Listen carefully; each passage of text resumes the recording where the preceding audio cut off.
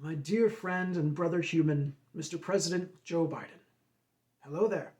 My name is Rogan Freewolf, and I am a citizen of our great nation, the United States of America.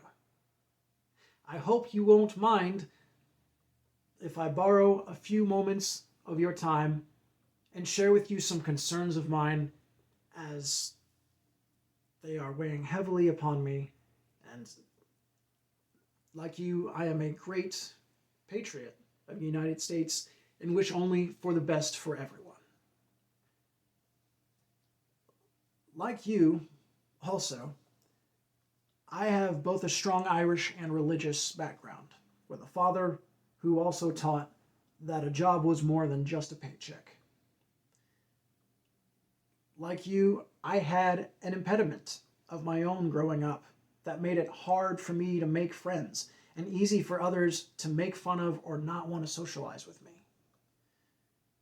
I too had someone who believed in me and refused to let me give up on myself, who I've also since had to say goodbye to. It's never easy learning to let go, is it? And I know you've had to do it more times than any man should have to. But you never let your losses get you down. Not enough to stop you from reaching for the stars, or from stopping you from continuing to be with your sons, or even from finding new love. Your mother said, bravery resides in every heart, and someday yours will be summoned. It takes bravery to move on from loss. It takes bravery to get back up when you get knocked down, especially if it's your own words that did the knocking. And believe me when I say not many more can relate to that sentiment as much as I can, giving what treasures thoughtless and unplanned words have cost me. Though I must confess I'm not well educated in the ways of politics, and so was unable to understand the event in its entirety, your response to the economic sanctions of Pretoria in favor of the common folk of that part of South Africa has been immortalized. These people are being crushed, you said. I am ashamed that this country puts out a policy that says nothing but continue the same. And I hate to hear an administration and a Secretary of State refusing to act on a morally abhorrent point. I don't pretend to know what your innermost personal morals are, Mr. President, but I know some of those words came from a young lifeguard by the name of Joe Biden, who made friends with and came to understand the suffering of your fellow citizens in the African American communities. A young man who remembered what it was like for being made fun of, and even by teachers for being different. A young boy who had been bullied, who came to empathize and wanted to protect others from also being bullied. And I hope that sentiment is why you fought so hard to become president. I know enough about politics and good leadership to know that regardless of what you or anyone ever tries to write into law, that you are first obligated to protect us, as well as the people of those nations we say are our allies.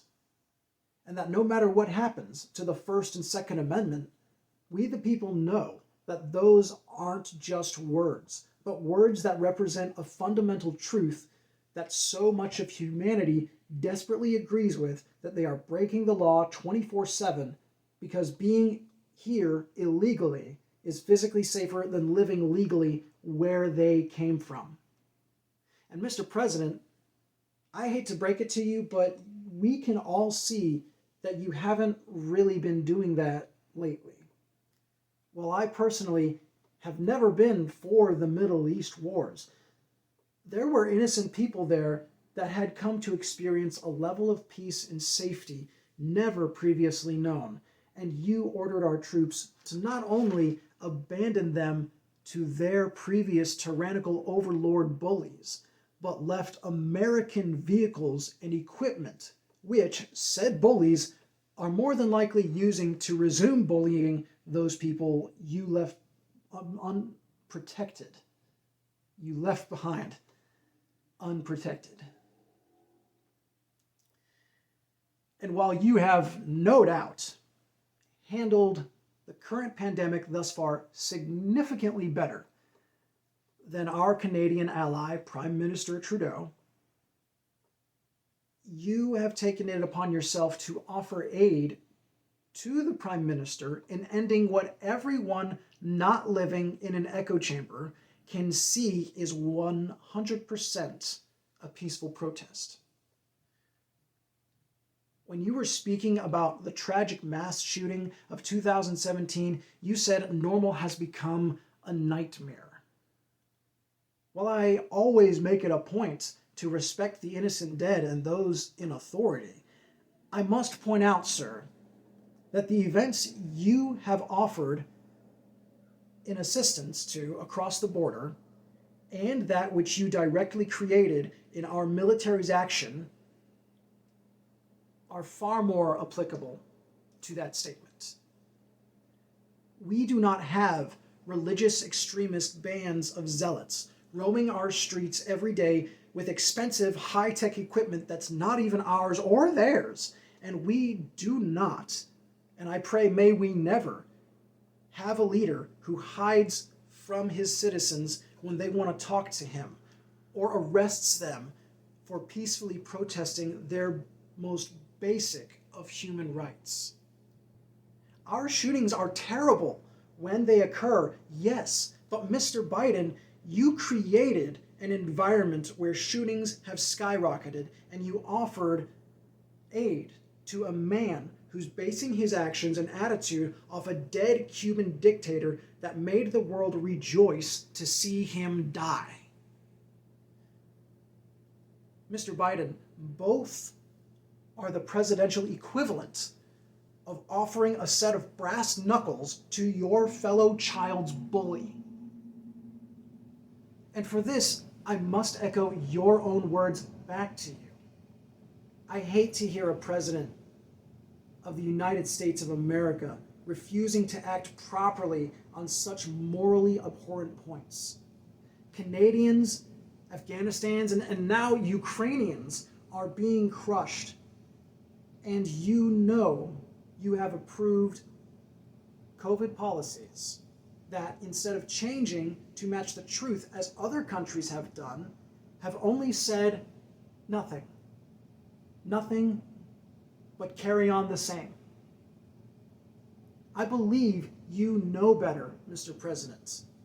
And I believe you've known better all along. You've had many opportunities to make the harder, more upstanding choices. And I believe you used to really try and do the right thing. But you've forgotten, Joe.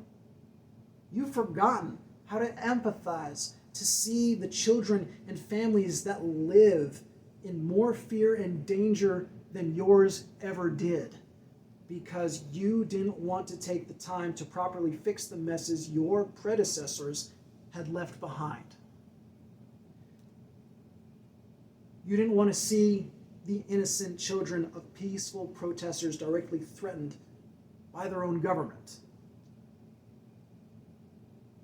Instead, you offered aid to them.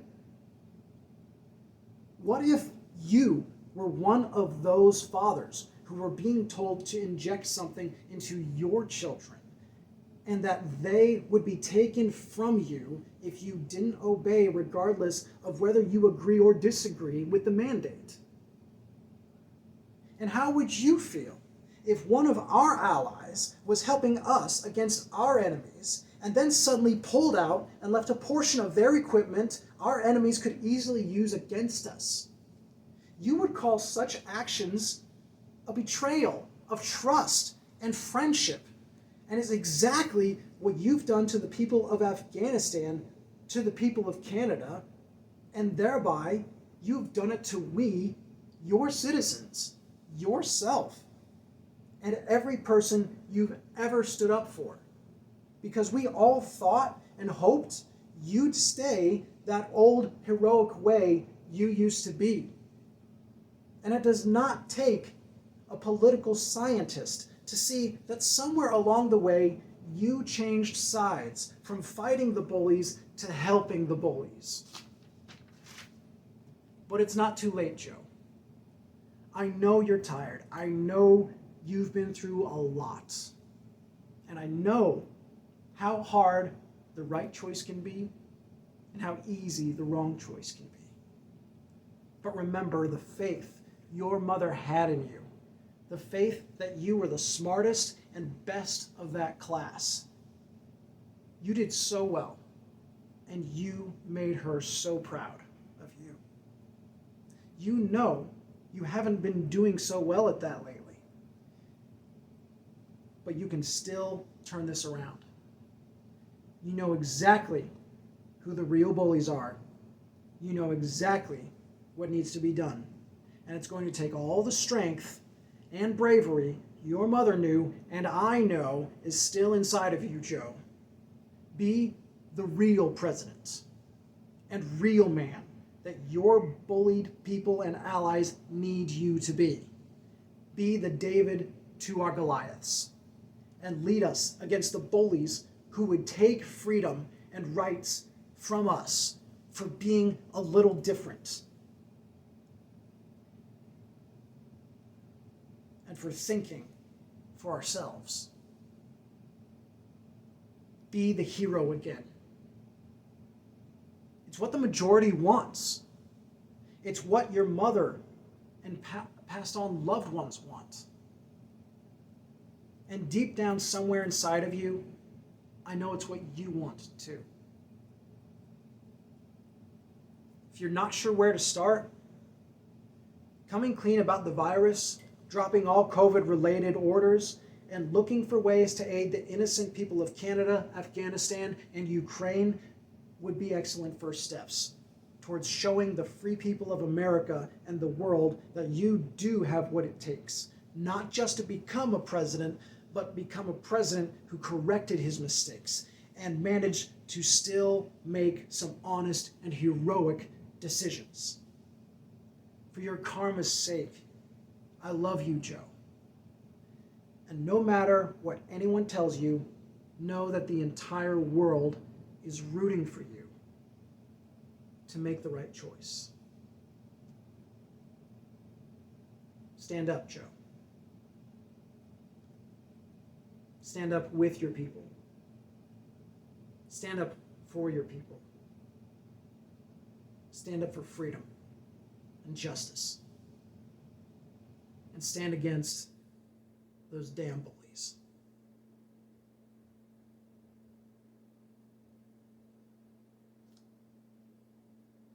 Stand up with us, Joe. We want you on our side.